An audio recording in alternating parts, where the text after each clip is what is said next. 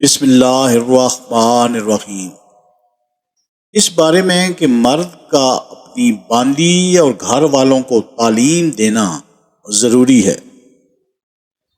ہم سے محمد بن سلام نے بیان کیا، انہوں نے کہا ہمیں معاربی نے خبر دی، وہ صالح بن حیان سے بیان کرتے ہیں، انہوں نے کہا کہ عامر شعبی نے بیان کیا، کہا ان سے ابو بردہ نے اپنے باپ کے واسطے سے نقل کیا کہ رسول اللہ صلی اللہ علیہ وآلہ وسلم نے فرمایا کہ 3 شخص ہیں جن کے لیے دگنا اجر ہے۔ ایک وہ جو اہل کتاب سے ہو اور اپنے نبی پر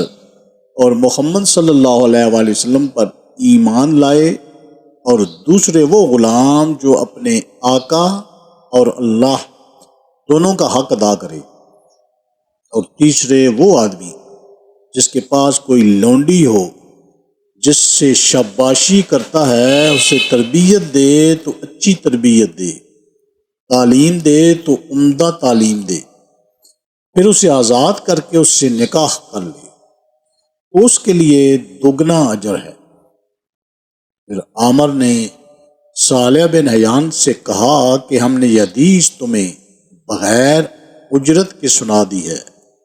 ورنہ اس سے کم حدیث کے لیے مدینہ تک کا سفر کیا جاتا تھا۔